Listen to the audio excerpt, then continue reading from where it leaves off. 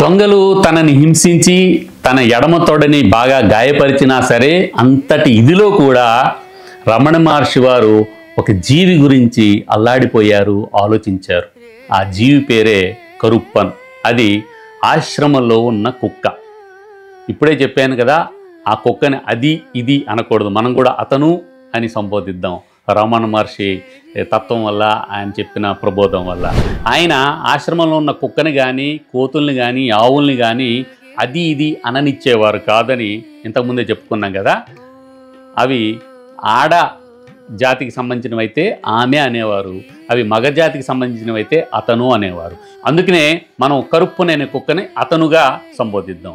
అతను చాలా జబ్బుపడి ఉన్నాడు. కరుప్పన్ అనే కుక్క జబ్బుపడి ఉన్నదన్నమాట ఆశ్రమంలో. అప్పటికే దొంగలు ఏమైనా ఆ కరుప్పుని ఏమైనా చేస్తారేమో అని చెప్పేసి అంత గాయాల పాలైనా కానీ రమణ మహర్షి వారు తన శిష్యులకి చెప్పారు, ఆ కరుప్పని అతన్ని వెంటనే బయటికి తీసుకెళ్ళండి. అతను జబ్బుపడి ఉన్న విషయం దొంగలకి తెలియదు కదా.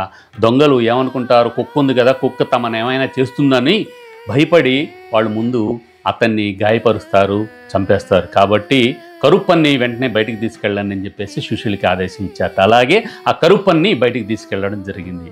చూసారా, మనుషుల పట్లే కాదు, తోటి మనుషుల పట్లే కాదు, ఆయన ఇలాంటి జంతువుల పట్ల కూడా ఎంత ప్రేమగా వ్యవహరించేవారు. జంతువులన్నింటినీ కూడా పిల్లలు అనేవారు. విరూపాక్ష గుహలో ఆయన ఘోరమైన తపస్సు చేస్తుండగా కూడా ఇలాంటి కుక్కలు, కోతులు చాలా వచ్చేవట. వాటన్నింటినీ కూడా పిల్లలు అనేవారట, తమ బిడ్డలుగా భావించేవాట.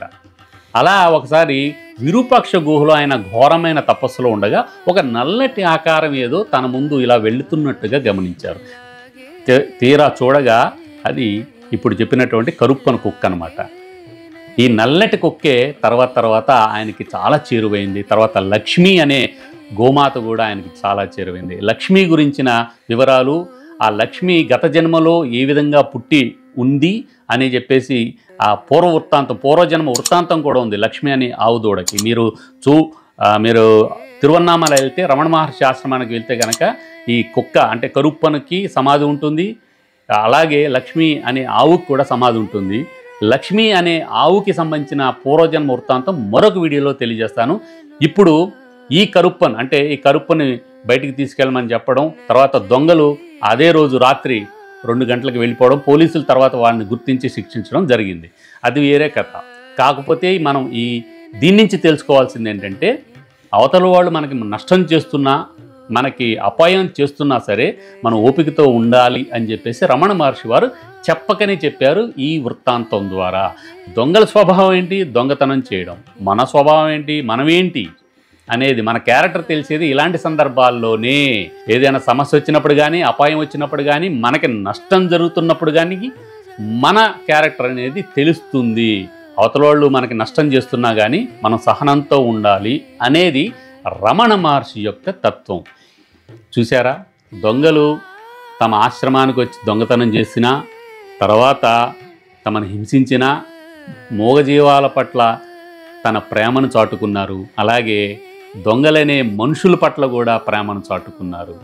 అంటే వారి బుద్ధి దొంగ బుద్ధి అయింది. ఎందుకో వారి పూర్వజన్మ అదిని బట్టి వాళ్ళు దొంగలుగా మారారు.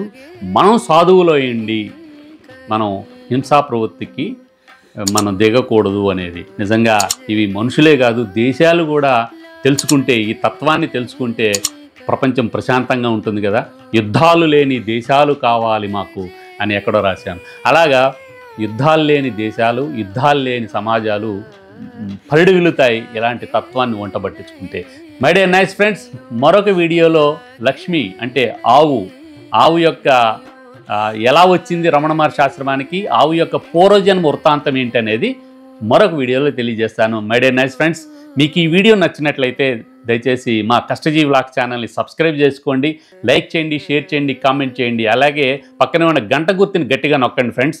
మీరు చాలామంది ఇప్పుడు 26% మాత్రమే, మన సబ్స్క్రైబర్లు 26% మాత్రమే నోటిఫికేషన్ బెల్ ఆన్ చేశారు. దయచేసి అందరూ కూడా సబ్స్క్రైబ్ చేసిన వాళ్ళందరూ కూడా దయచేసి ఈ వీడియో ద్వారా నేను విజ్ఞప్తి చేస్తున్నాను, రిక్వెస్ట్ చేస్తున్నాను, మీరందరూ కూడా ఆల్ నోటిఫికేషన్స్ పక్కనే ఉంటుంది, సబ్స్క్రైబ్ పక్కనే నోటిఫికేషన్స్ బెల్ ఉంటుంది కదా, ఆ గంట గుర్తు నొక్కితే ఆల్ నోటిఫికేషన్సా నెవరా అని వస్తుంది కదా, ఆల్ నొక్కండి. ఆల్ నొక్కితే మేము చేసిన లేటెస్ట్ వీడియోలన్నీ డైరెక్ట్గా మీ డివైస్లోకి, మీ మొబైల్స్లోకి, మీ ల్యాప్టాప్లోకి చేరతాయి. సో ఆ విధంగా మాకు సపోర్ట్ చేసిన వారు అవుతారు. మరొక ఇంట్రెస్టింగ్ వీడియోతో మళ్ళీ కలుద్దాం. నమస్తే, జై హింద్.